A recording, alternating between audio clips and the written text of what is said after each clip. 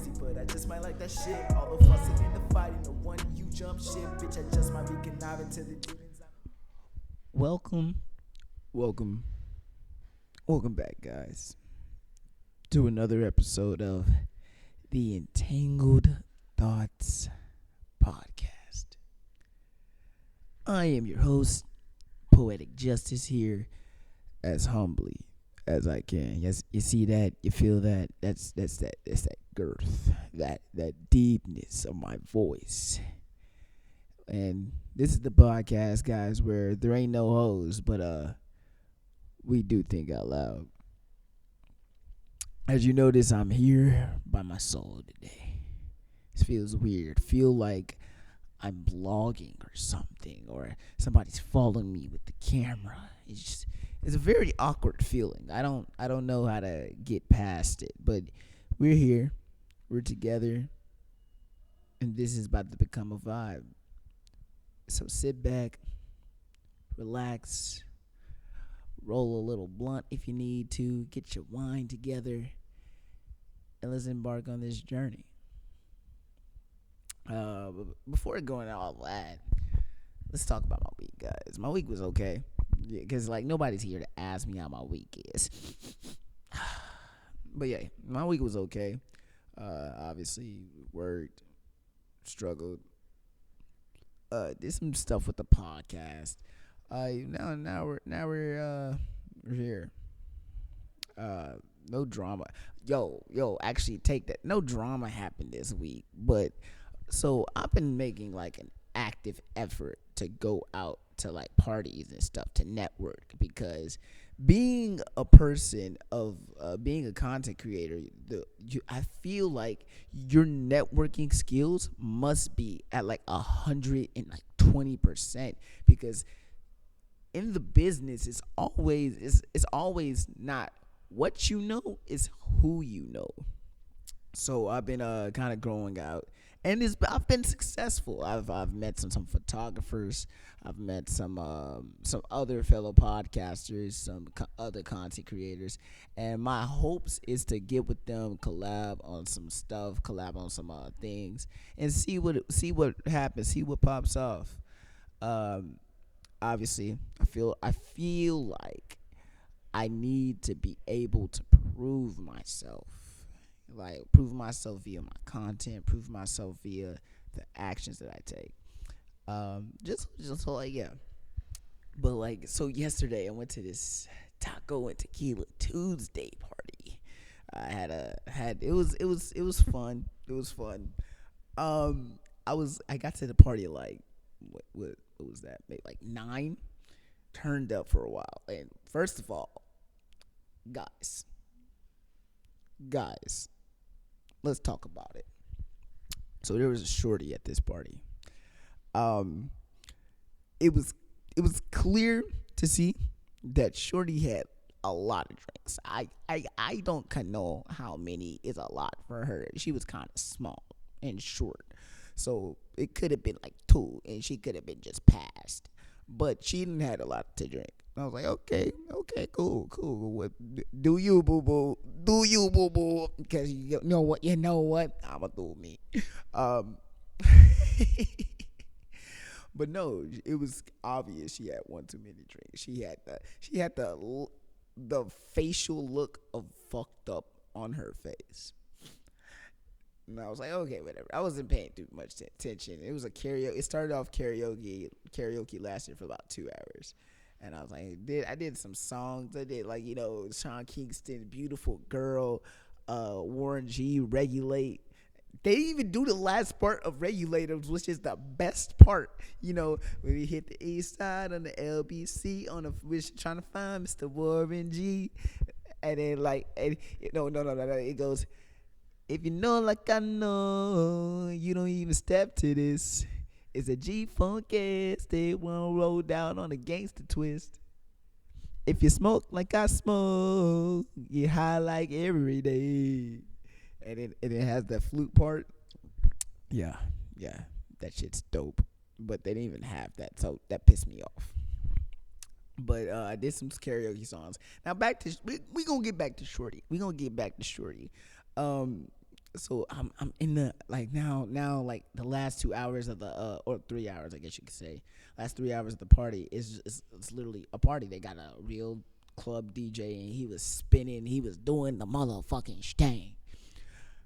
Shorty was in the mosh pit turning up, and I'm like, okay, not only that, but she could dance. She was killing them. She was hitting the Dougie with the most pristine level of sauce. So obviously I gotta appreciate it. Like, okay, dabbed her up for the one time. Like you're doing your motherfucking thing.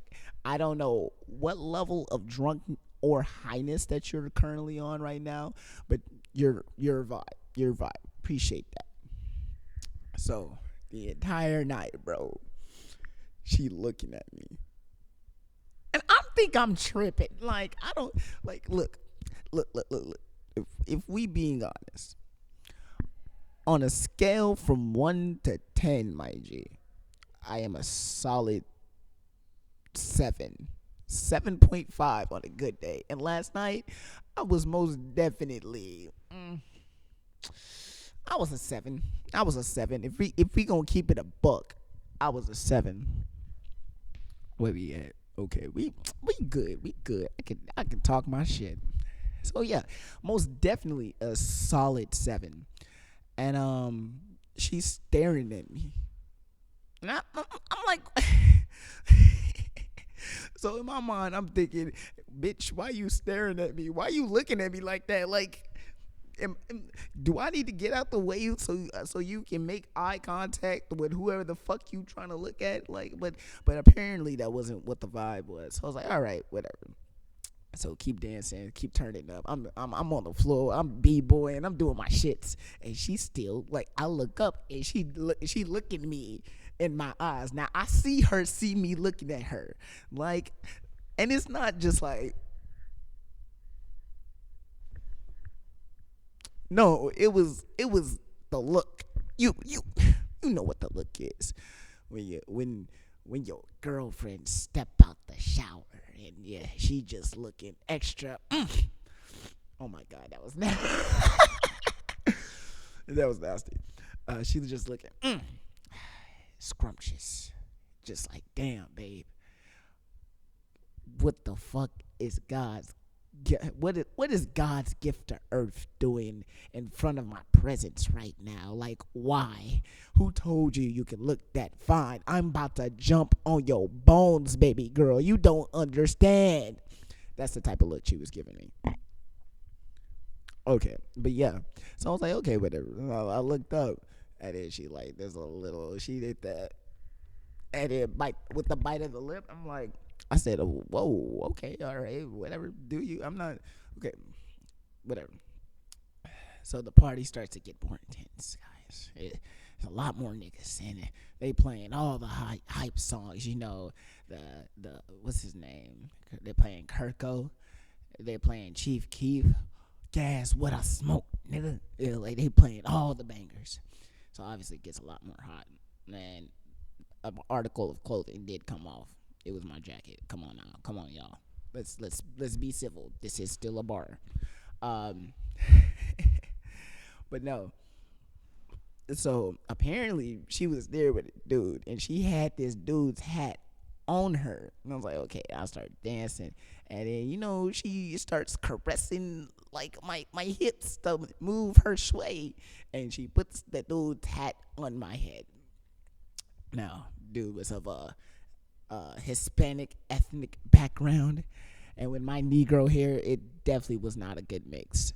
So I didn't know this was another dude's hat. I just thought like, yo, why she putting like, bro, girl, shorty, I don't even know you. Why you putting your hat on my head? Like, this is making me wildly uncomfortable. You had one too many drinks. Who friend is this?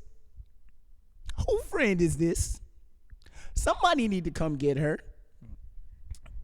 So then the nigga come through, and like, okay, let's get into some psychology real quick. Keep with me on this. I'm gonna say some wild shit, but if y'all didn't know, men are very territorial. So if you're at a club or a party and your man's is you catch a man's dancing with another man's. Oh, I'ma start a riot. That ain't it, baby girl. That's not it. That ain't it. He gotta die. That's the only logical explanation. Bro gots to die. There is no way for you to escape death. Like you dancing on my girl, you gotta die. And plus, she's shit faced. This is your fault, bro. All right, but like that's my forward way of thinking. But like it's a common knowledge that men are very territorial. So I see them. So he intervenes, which I'm glad for bro for doing.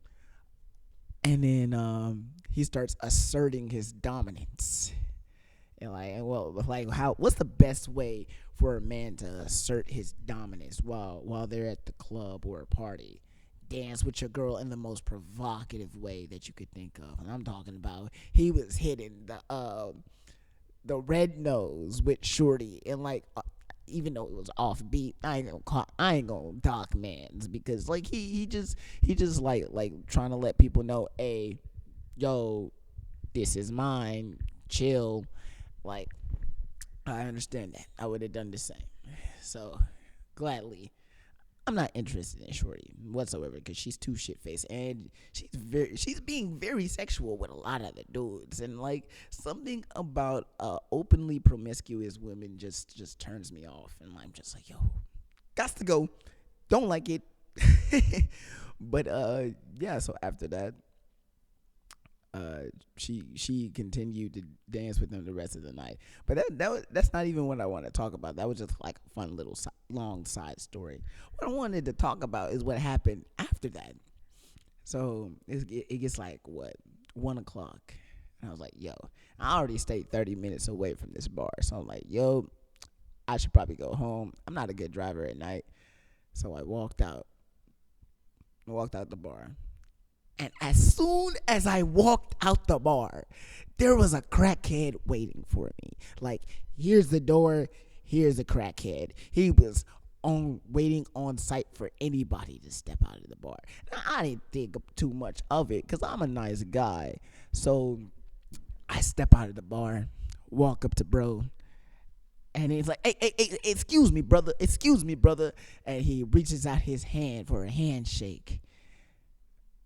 This is where I know it fucked up. I shook his hand. I shook this crackhead's hand. I don't know where his hand's been.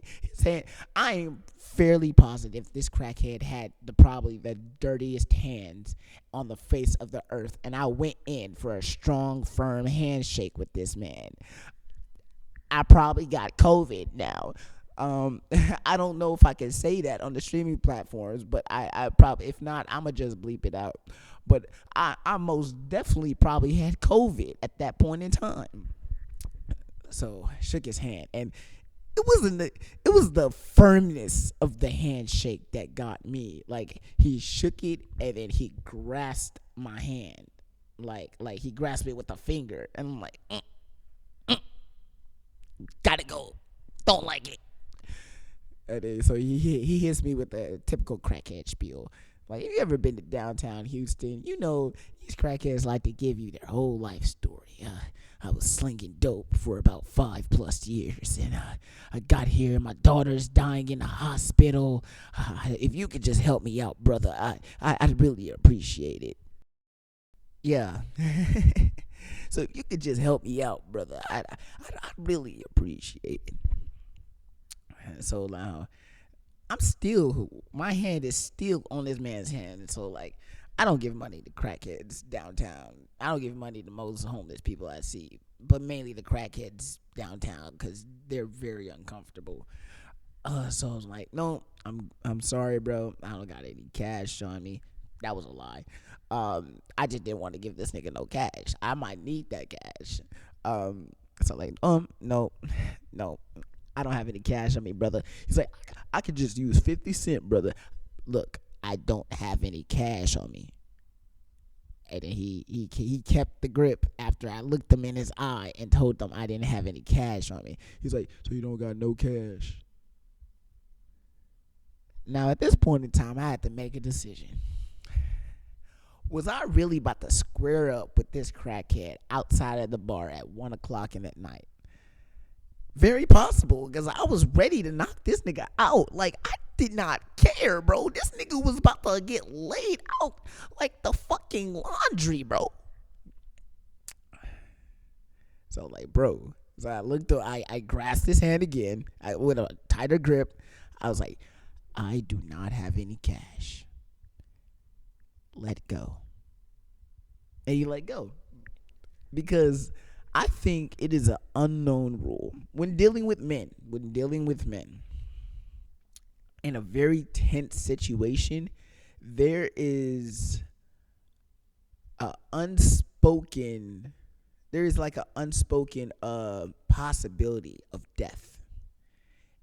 And I think I talked about it on the Patreon, but there's an unspoken possibility of death, because we're very aggressive creatures by nature, and we're willing to take it to the next level if need be. So the escalation is what's required. And if me and him got into a fight and somebody is like, it could have gone either way. Yeah, so I really don't like crackheads downtown. If I'm walking with a girl downtown and they trying to harass us, bro, I turn into a demon, bro. It's not good. It's not good. But yeah, let's see what else topics we got for tonight. Ooh, that sounds like a bit. I'm a very jealous person. It's taken me a lot to realize and come to that conclusion, but I'm very jealous. Like, for example, say I was talking to a girl, and the girl, like, I am 100. Your girl doesn't have, you and your girl don't have the same friend circles. Obviously, for if y'all do, you might be a serial killer or a sociopath. You might want to get that checked out, my G. But more than likely, you and your girl don't have the same friend circles, and that's okay. I don't need to know who all your friends are. You don't need to know who all mine are. But when it becomes a problem, then there's a fucking issue. Now, my jealousy, I take shit, I start concocting, bro. I start making whole scenarios. Damn near crazy bitch levels. Damn near. So let's say you and your girl dating, you're talking, whatever. And she posts a picture of some dude. You don't know this dude. He looks cool though. You don't know him. Bro. Bro, my mind start concocting a whole backstory for man. It's like, oh, this is Damien. Damien, yeah, he gotta have some suave name if he's fucking my girl.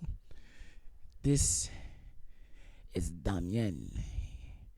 He went to the most luxurious schools on the East Coast. Not only that, but he's a 5-time tennis champion. His parents own 3 banks, and he's the next in line to be the heir of their luxurious family estate. He decided to land somewhere in college, and now he's piping your girl just for the thrill of it. See that right there, Damien? That shit make a nigga go crazy, bro. Like, he gotta die. He got to die. That's the only logical explanation. I don't know how I can compete with Damien, but me and him got to run the fade. Like, I'm probably not gonna win a fight against him. You know what it's gonna be like? It's gonna be like that fight between Tom and Usher in the Boondocks, where Tom got his ass kicked by Usher and his whole gang. In this scenario, I'm Tom, and Damien is Usher. He's just stomping me out. Like, I'm a lover. I'm not a fighter. I'd rather demoralize you and make you feel like a piece of shit. Then that's where I win. That's where I take priority. Yeah. I say that to say though. My bad. I had to adjust a little bit. But I say that to say, I think a small minuscule level of jealousy is very healthy in relationships.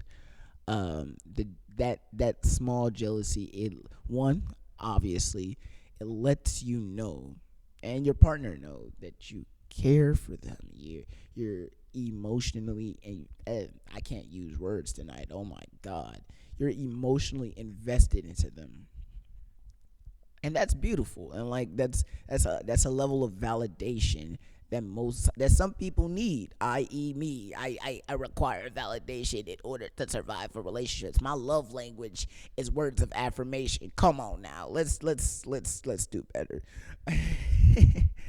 But too much, it can be toxic. And last thing that anybody wants is to be or be the producer of a toxic relationship.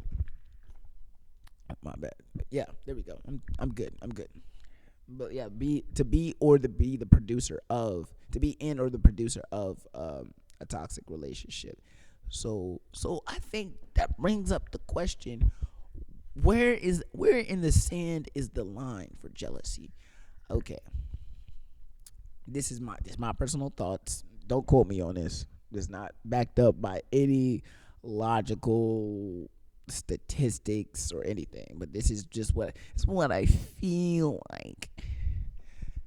I feel like, for me, the healthy line of jealousy is, I would have to say, okay, let's take that same scenario. You see your girlfriend post Damien on like some social. Now, obviously, before your mind starts to get to racing, I'm just be like, oh, who the fuck is this guy? I hope he's not piping my girl. And just leave it right there. Just leave it. I think that's the healthy level, because that's my healthy toxic. That's my healthy toxic. After that's like, bro, I hope he not fucking my girl.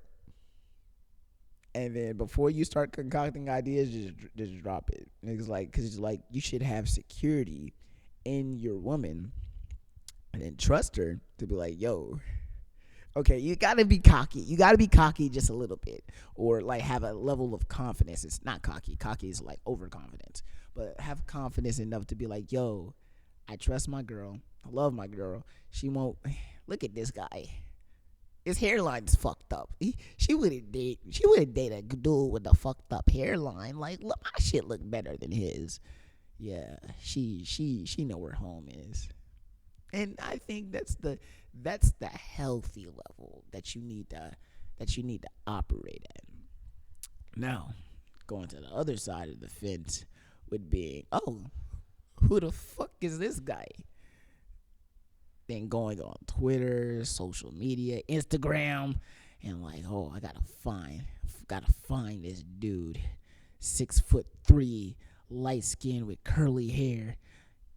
We gotta find, bro. This is not okay. And then you find his IG somewhere, and like, oh, and then you start stalking through his pictures. That's not good.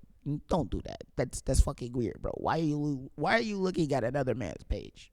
Come on, bro. Or another woman's page. I feel like females do this more than guys. Females are like that detectives on social media. Like, they run the game. If they want to find you, you're going to get found. And it's like taking 4, bro. It's inevitable. Yeah.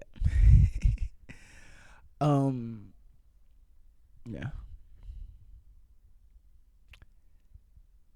So my friend sent me this picture. I don't have it on my phone anymore because, like, it was just, if we're going to be honest, it was fucking disgusting. Okay. Usually when I laugh, that means something bad. But I promise, I'm not gonna talk shit. Okay, let me see. Okay, we doing good. We doing good. We perfect. I'm not gonna talk too much shit. Just a little bit. Um. So my friend sent me this picture. This woman, and this woman had an abnormally large ass. Like, I'm talking about, the shit was so big it looked gross. And like, you know, you probably seen them before, but it was very obvious to tell that she had some kind of injections or some kind of surgery to increase her booty size. Actually, let's see if I still have the picture. And if I do, I'm gonna have to block out her face, but I'll post it inside the what's it called it. But yeah, she had an abnormally large booty. Oh, yep. There we go. I found it, and it's very obvious to tell that like she then did something. The proportions are not coming out. The ass to body ratio is not working for a shorty. Like, look at this. Hold up. Look at this. That's not good. That's not good. Oh, did you do that to yourself, shorty? That's not good. But I want to like bring up to the discussion of having fake bodies. All right. Now, if let's I'm not going to be politically correct about this. I'm going to say what the fuck I want to say. Um we don't want fat bitches. We don't, guys doesn't don't most guys don't want a fat woman, and most girls don't want a fat dude. And that's perfectly okay. Everybody has their preferences. Everybody has what they like, what they dislike. And I think if you wanna become something like that, like damn, I'm having a very hard time to articulate my thoughts about this. But if you want to become better, if you want to become more likable, if you want more people to like you, that not like you, like, oh, you seek validation on like a social level, but like on a romantical level, I guess you could say. Just become better, bro. A lot of people don't know this, but like back in high school, I used to be 121 pounds. I'm still fucking skinny, but like now I got a little muscle to back it up. I went to the gym every day, consistently, once to twice a day. Was in there for a solid 2 to 4 hours. I was working out because I had a goal, I had a vision. I wanted to get thicker. I wanted to get stronger. My whole thesis about me going to the gym was so I could never be curved by another girl again. Because I was positive that the reason that I kept getting curved by girls in my social habitat was because I was fucking skinny. I was built like a stick. A breeze of wind could come through and just blow me away. So I went to the gym, got a little thickness on me, and then now we're here. Now we're living life. But obviously, that was okay. It was part of the problem, but like now it's like I just can't talk to people. Like my social skills are ass. Um, but like, yeah. So there's nothing wrong to self working on self improvement, but I think there's a way to do it. I'm not gonna say her name, but I have this acquaintance that I know, and she used to be very thick. I'm talking about she had you talking about Fergie, my lumps, my lovely little lumps. She had the rolls, bro. And then one day, out of the blue random, she got skinny. I said, "What the fuck? What kind of sorcery is this?" So obviously, I had to hit her up like, "Yo, how you go? How you go?" How you go from 300 plus pounds to like 125 in a day? Like, America, explain. And then that's when she told me. She's like, "Oh, I just went to the gym." Wait, but isn't that cheating? That's not cheating. I don't think that's fair. You just because you got a I guess.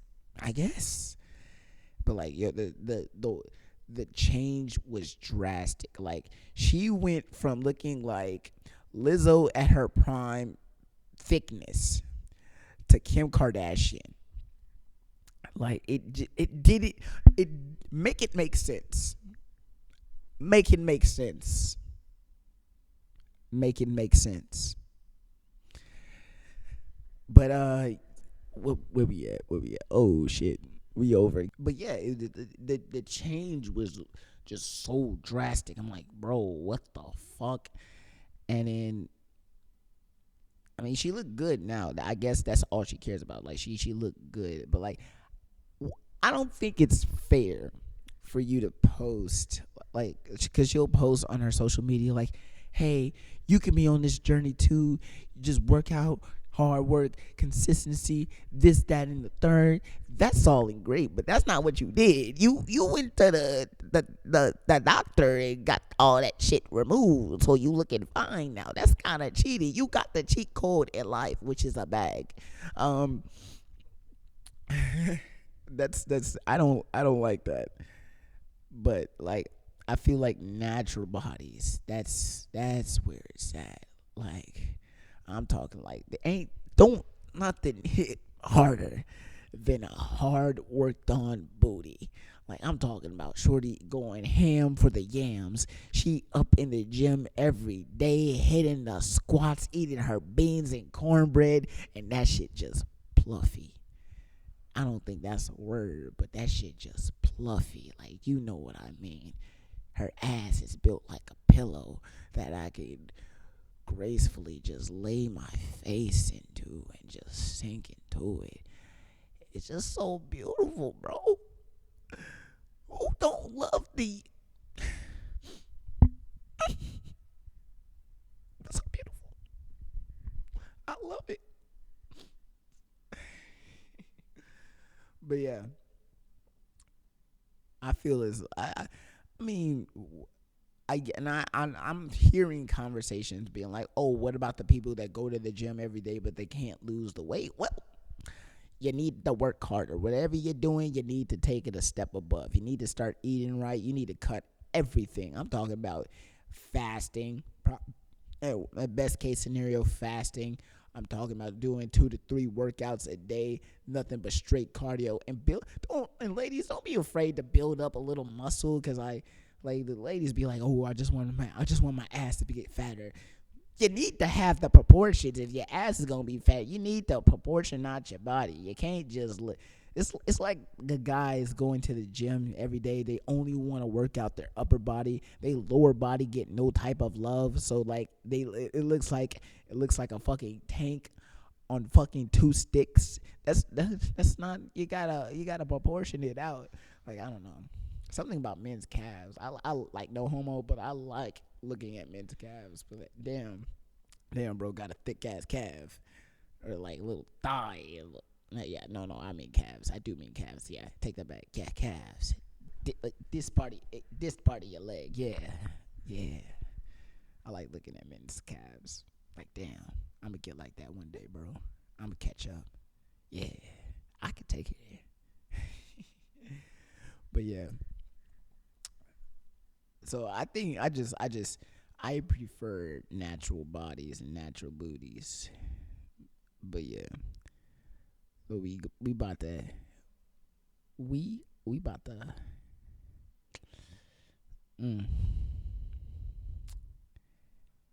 let's talk about the music industry, guys.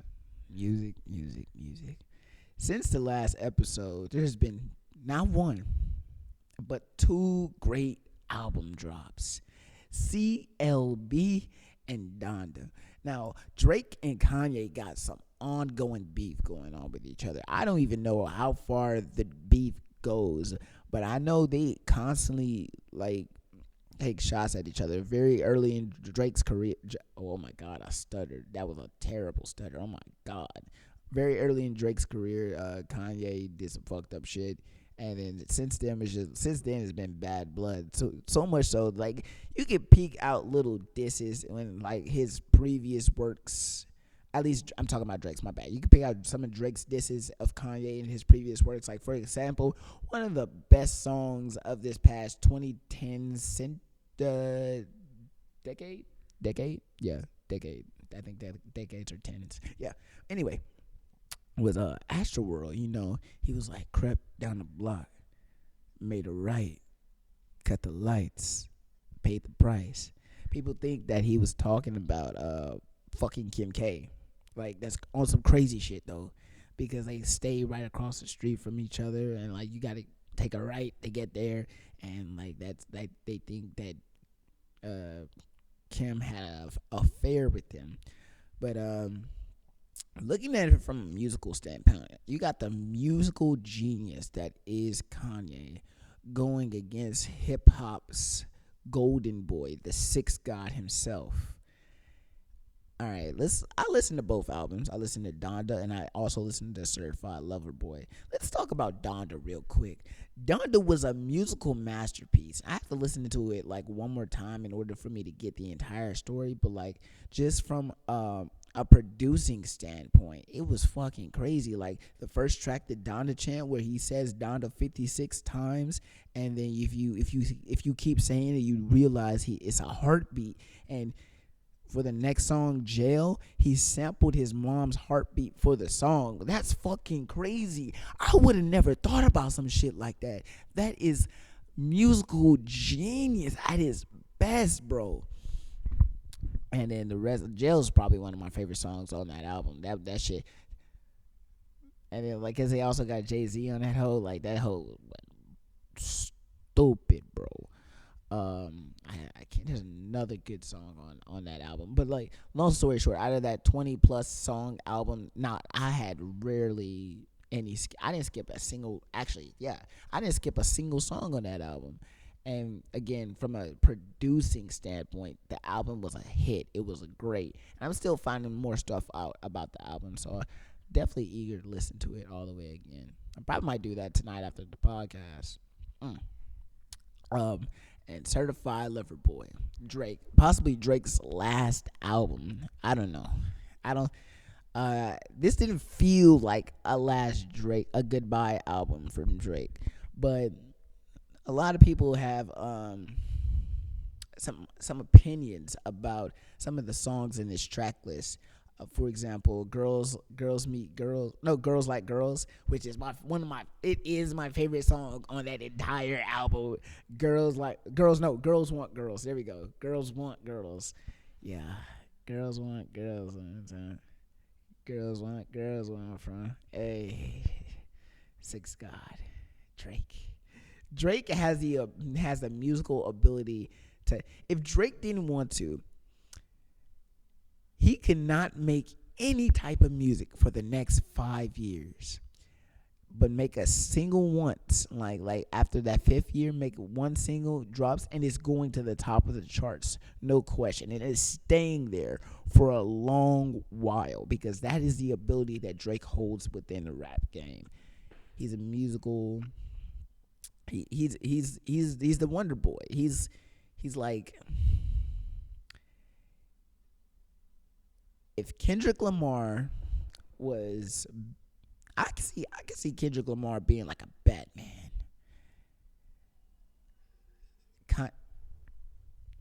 What the fuck? Oh hell no! I can see a Kendrick Lamar being like a Batman. Drake being kind of like the Golden Boy, Superman, and Kanye being like Wonder Woman. It just meshes well. But yeah, but if I had to take a side between Certified Lover Boy and Donda, that's tough. I think I'm probably going with Donda though, mainly because of the level of producing genius in it, which is fucking crazy. And Kanye didn't have no bars in there. Drake, the king of toxicness. Drake had bar for bar, like Drake was out rapping Kanye, but like For me, it's more of a music thing. I want to be in the experience. I want to know the story behind the album, behind every individual song and how they connect together. And I've just felt like that worked better for Donda than it did for Certified Lover Boy. All right. Yo, I know we don't talk about it a lot on here, but there is something we got to get into. We gonna talk about. I'm gonna let my weeb show out real quick. So I've been watching this anime called Tokyo Revengers, bro, and these niggas be wilding in here. Okay, so let me give you the premise. Tokyo Revengers is about it's like, if you ever watched The Race, it's like a time travel TV show where this adult goes back in time to try to save his ex-girlfriend. I know, simp, big simp. Yeah, he tries to save his ex-girlfriend from a tragic death. And back in his youth, he was involved in a gang. I'm talking about these kids like 14, 15 years old, and they scrapping like they grown ass adults. They got motorcycles, they got blickies. It's crazy. So like spoiler alert. I'm about to talk about one of the most recent episodes. So if you haven't seen it, please click off for now and then just catch back up with us later. All right. Here we go. But no. So this one of the recent episodes it was like a gang fight. It had one of the main characters named Baji.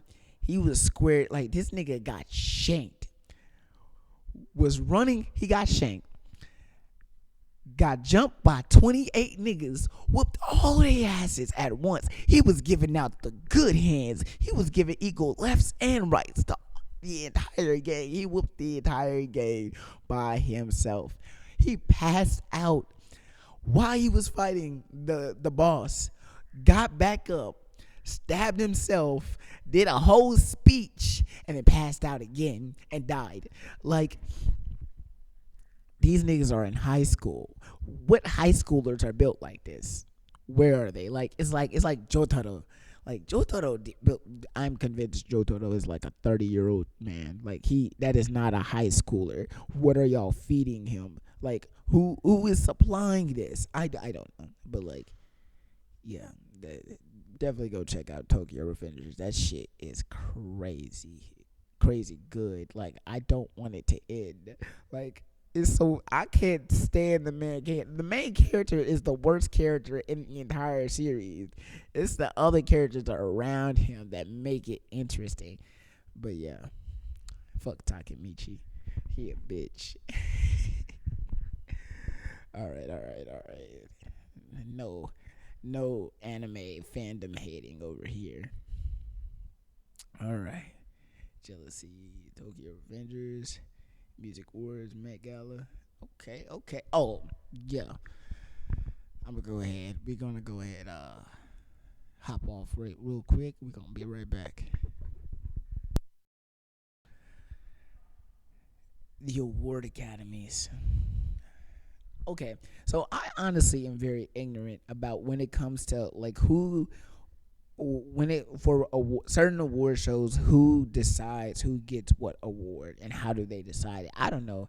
I know like some award shows, they allow like the audience to vote. Like, for example, I grew up watching the Kids Choice Awards where the kids would go online and they would vote for who they wanted to win the award, and whoever had the most votes, they won. I think that's the best way to do it, my opinion. But like, I know everybody doesn't do it like that.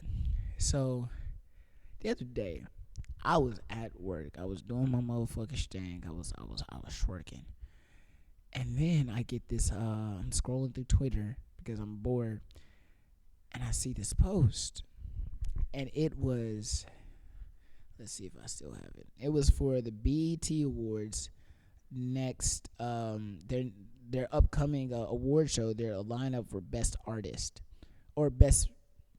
Oh no! Take that back. It was best lyricist.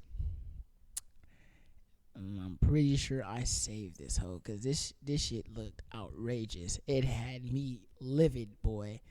I was not having it. Give me one. There we go. There we go. So BET Hip Hop Awards, Lyricist of the Year.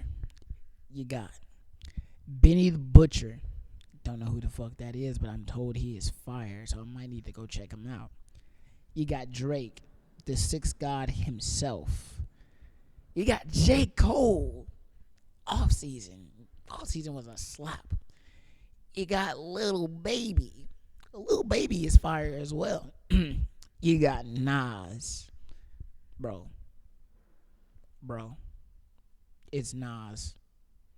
And you got Megan the Stallion. Gotta clear my voice for this. How the fuck did Megan the Stallion get a nomination for Best Lyricist of the Year? Make it make sense. Make it make sense. What bar does Megan the Stallion have? Hands on my knees, shaking ass on my thought shit. That's not a bar. That's not a bar. Megan Thee Stallion raps about her pussy 95% of the time. Actually, take that back. I don't think I've heard a single Megan Thee Stallion song where she wasn't talking about her pussy. I don't even know if she dropped a project this year. That's how unenthusiastic I am about Megan Thee Stallion's music. Now, before y'all come at me like, oh, Miles, sexties, so you men just talk about shit. No. Some of the best rappers in the game don't talk about their dicks 95% of the time. They might just throw a little bar in there like, I'm so down bad like the bitch that I just knocked down. Like, yeah, something like that. That wasn't a good bar. Okay, I know that wasn't a good bar, but I'm just giving an example. But we just like, it's very slight. It's not like the entire song. It's okay. If you have a 16-track album, 15 of your songs should not be talking about. It should not be you talking about or rapping about your pussy or your dick. Like, that's just trashy, and it like perpetuates a type of whole culture. And I know that is coming from me. That's hypocritical as fuck. But at the end of the day, we don't want to. A woman does not want to be with a whole man, and a whole man does not want to be with a whole woman. Like, yeah, the train goes both ways, and I think, but like, to double back on my point, because that statement did come from a little ignorance. I gotta defend myself. I do think it's important for both men and women to have a whole phase sometime in their youth. So when they get older, they know what they want. They know what they want to pursue. And like you and obviously you get experience sexually, of course. But yeah, I just don't think she should be on that list. There's a plethora of better artists that should have got Lyricist of the Year. Now, if Megan Thee Stallion wins, I'm done with award shows, period, because Megan Thee Stallion is not a fucking lyricist, bro. You can quote me on that shit. Megan Thee Stallion is not a fucking lyricist, bro. She don't got bars. Like, her music is good for a vibe. If I'm in the club, I'm not trying to hear no J. Cole unless it's like First Things First, Rest in Peace, Uncle Phil, or I ain't even did the movie before, no. I ain't even did it before, no. I ain't even did it. I can't think of the song right now, but y'all know what song I'm talking about.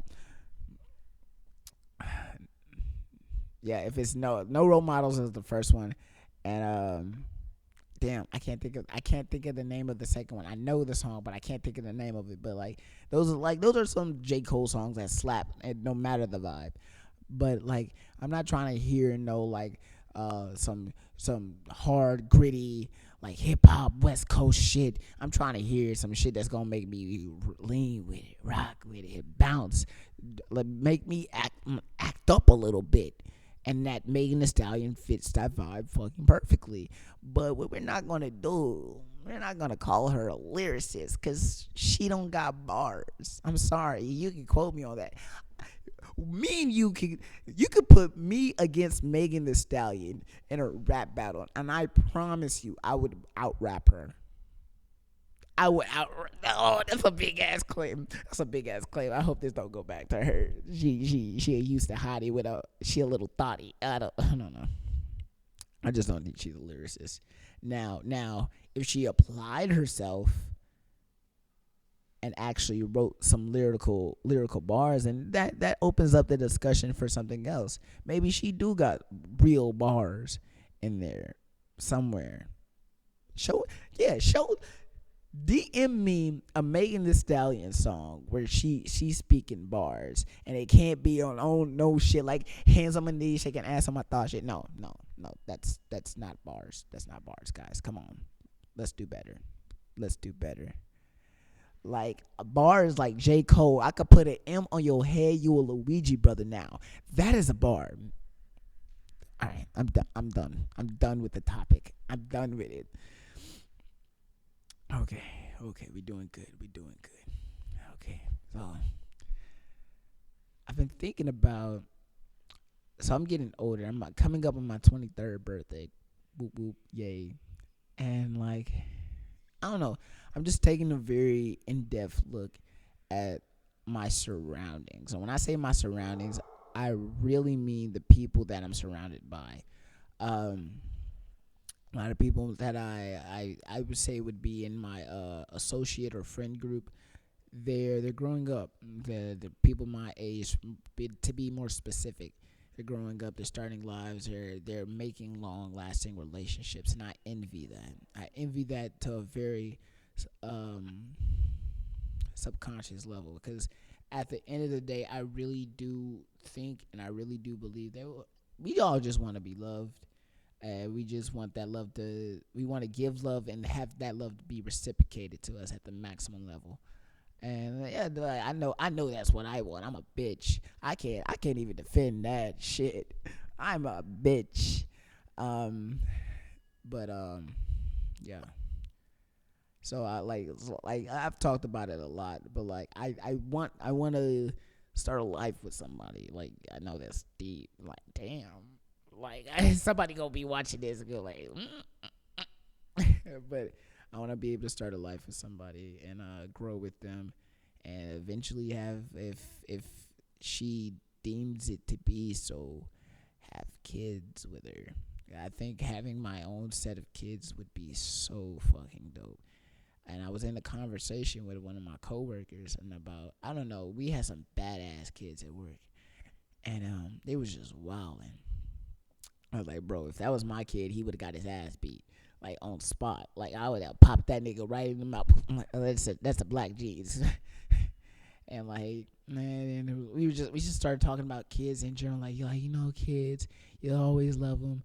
And like, we also talk about the people that think that dogs are their children. I was like, that's not a thing.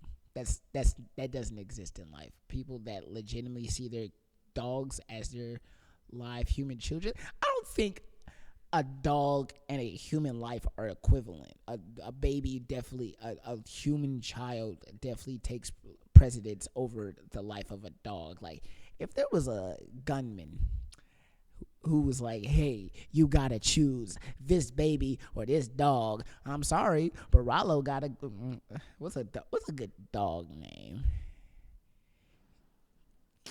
Max gotta go. Take that bullet, Max. It's the first thing you can catch in your life. But no, I don't think they're equivalent. And most definitely, I'm saving the baby 100 times. Yes, fuck that dog.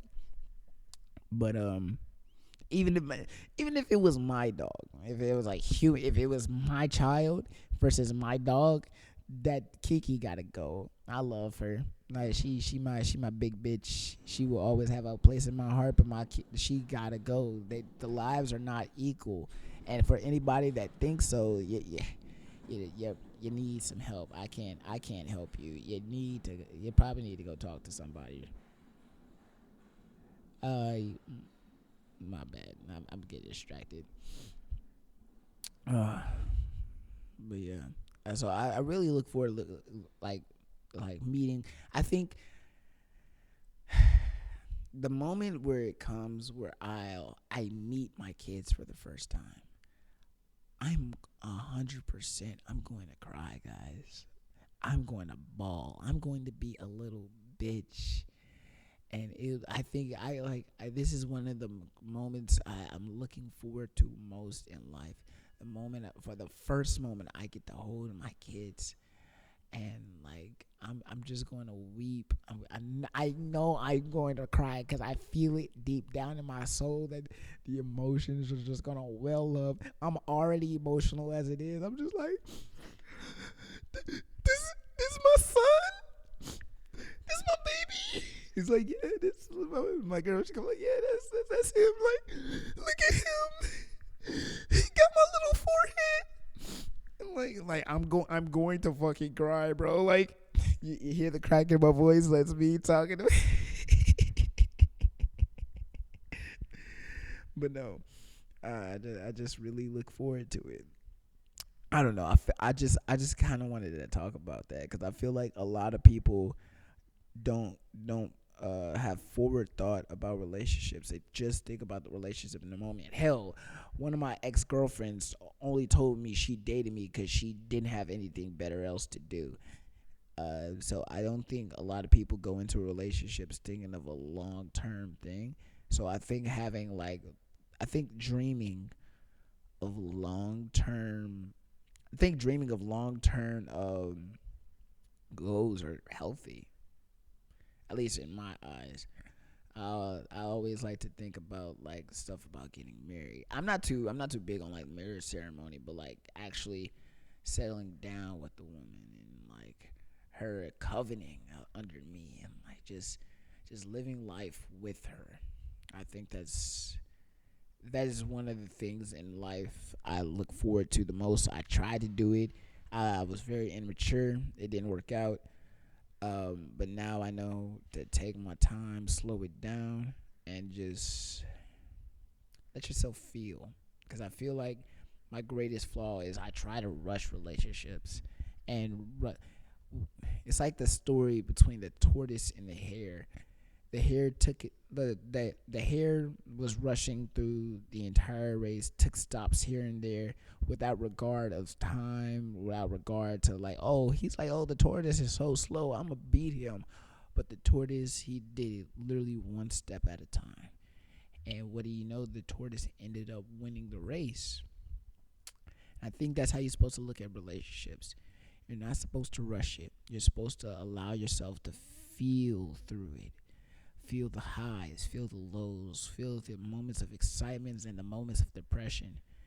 And working through those problems is what solidifies y'all's relationship together and solidifies y'all even stronger as two becoming one. And even in the Bible, it says a man that has found a wife has found a good thing. And I just hope my good things out there, maybe my good things watching. But nah, that's all I had to say tonight, guys. I hope y'all like my solo episode. This is already know. Go ahead, check out the Entangled Thots Twitter. You know, we get it on, we get it bracking. I'm always on that whole posting stupid thoughts that I have throughout the day, because this is the Entangled Thoughts where we don't have any hoes, but I do think out loud. Go ahead, follow my YouTube, follow the what's it called, YouTube. I'm trying to get that whole jumping. If we can get the Entangled Thoughts YouTube to at least 10 subscribers before the next week's episode, I'll do something special for you guys. I'll drop a little cash prize down. So yeah, 10 subscribers by the next episode, we could do that. I know we can do that. Patreon. Let me tell you about a place, guys. Let me tell you about a place. A place that's free of judgment. A place where we can all come together, share our collective thoughts, unfiltered.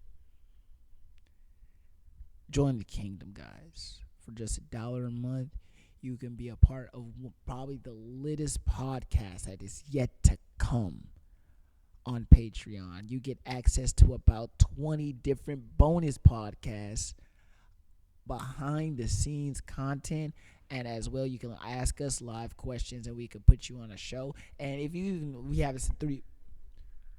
Oh shit, that's my camera warning. But we have 3 different tiers. We have our $1 tier where you can just donate. You can be a party. You get access to all the premium content, and you also get access to our Discord server where you can interact with us personally and the community. We have our $5 tier where you get to ask us questions, and we answer your questions live on the Patreon podcast. We also have our $10 tier where you can come to our live shows that we do, and also you get premium access to any live parties that we do featuring the Entangled Thots. So make sure y'all become a Patreon, guys. Just $1 a month. It's not that much. Literally, you can give $1 to that homeless man across the street, or in my case, a homeless man that you won't fight. You can save that $1 and give it to us. Because I'm dedicated to producing the quality content that y'all deserve. And yeah, it's been another great episode of the Entangled Thots podcast. I am your host, Poetic Justice, here as humbly as I can, and we signing out this bitch. Good night, y'all.